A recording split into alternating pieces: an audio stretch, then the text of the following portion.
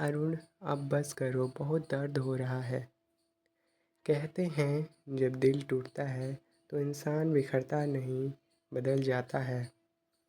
रिया एक खूबसूरत, समझदार और आत्मनिर्भर लड़की थी जो मुंबई के एक मल्टीनेशनल कंपनी में एचआर थी। उसका रिश्ता 4 साल से चल रहा था। अरुण नाम था उस लड़के का, जो बाहर से तो बहुत परफेक्ट दिखता था, लेकिन अंदर से बस स्वार्थी था। एक दिन रिया को पता चला कि अरुण किसी और के साथ इंगेज हो चुका है, ऑफिस में ही, बिना बताए बिना समझाए। रिया का दिल जैसे टूट कर बिखर गया। उसने खुद को कमरे में बंद कर लिया, सोशल मीडिया डिलीट कर दी और हर किसी से दूरी बना ली। 6 महीने बाद रिया ने खुद को दोबारा खड़ा किया। उसने अपनी नौकरी छोड़ दी और एक नई ज़िंदगी की शुरुआत के लिए शिमला ट्रांसफ़र ले लिया। वो खुद से दूर जाना चाहती थी, उन यादों से भी जो उसने 4 सालों में बनाई थी। शिमला की ठंडी वादियाँ और पहाड़ों की खामोशी, वहाँ कुछ तो था जो उसे सुकून देता था। वहीं उसकी मुलाकात हुई विवान से। विवान एक शांत, थोड़ा रहस्यमयी, लेकिन बहुत ही संवेदनशील लड़का, जो एक स्थानीय कैफ़े चलाता था और साथ में माउंटेन ट्रैकिंग गाइड भी था। रिया रोज़ उस कैफ़े में आती, चुपचाप एक कोना पकड़ लेती और किताब पढ़ती। विवान अक्सर उसे देखता, लेकिन कभी कुछ कहता नहीं। एक दिन रिया ने कॉफ़ी ऑर्डर की और गलती से उसका कप गिर गया।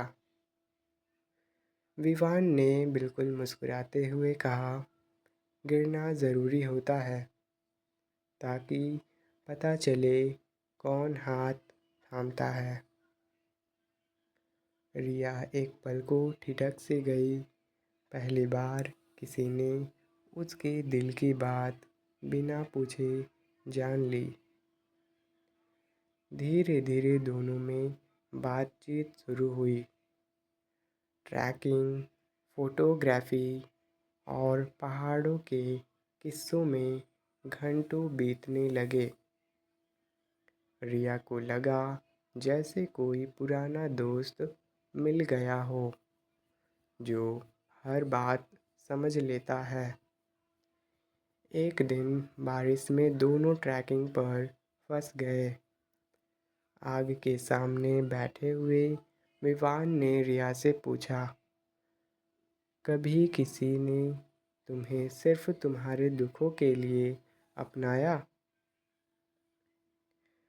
रिया की आंखें भर आई। उसने धीरे से कहा, आज पहली बार ऐसा लग रहा है, शायद तुम हो वो। विवान अब रिया के दिल के बहुत पास आ गया था, लेकिन रिया अभी भी डरती थी। फिर से धोखा, फिर से वही दर्द। विवान ने उसका हाथ पकड़ा और कहा, मुझे तुम्हारा अतीत नहीं चाहिए, मुझे तुम्हारा आज चाहिए और तुम्हारा कल, अगर तुम चाहो तो। रिया ने पहली बार मुस्कुराकर उसका हाथ थाम लिया। एक दिन रिया को कैफ़े में एक बहुत ही पुरानी डायरी मिली, जिसमें विवान के लिखे हुए पन्ने थे। उस डायरी में लिखा था उसने मुझे छोड़ा क्योंकि मैं बहुत शांत था। वो शोर चाहती थी, मैं सुकून था। विवान भी एक अधूरी मोहब्बत की राख से गुजरा था। दोनों ने एक दूसरे के घावों को नहीं देखा, बल्कि उन्हें समझा भी। 1 साल बीत गया। रिया अब उस लड़की जैसी नहीं रही थी जो टूट चुकी थी।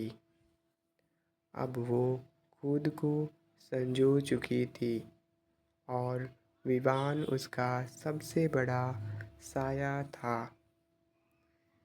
शिमला के उसी पुराने कैफ़े में जहाँ पहली बार दोनों की आंखें मिली थी, विवान ने रिया से पूछा, क्या तुम मेरे साथ वो सब कुछ जीना चाहोगी जो अब तक हमने सिर्फ महसूस किया?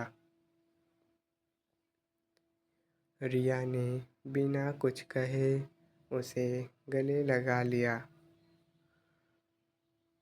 अब रिया और विवान मिलकर उसी कैफ़े को एक लव स्टोरी स्पेस में बदल चुके हैं, जहाँ लोग आते हैं, कॉफ़ी पीते हैं और अपनी अधूरी कहानियाँ पूरी करते हैं। एक दीवार पर आज भी वो पंक्तियाँ लिखी हैं जो कभी विवान ने रिया से कही थी, गिरना ज़रूरी है ताकि पता चल सके कि कौन हाथ थामेगा, और जब वो हाथ कभी ना छोड़े तो समझ लो यही सच्चा प्यार है।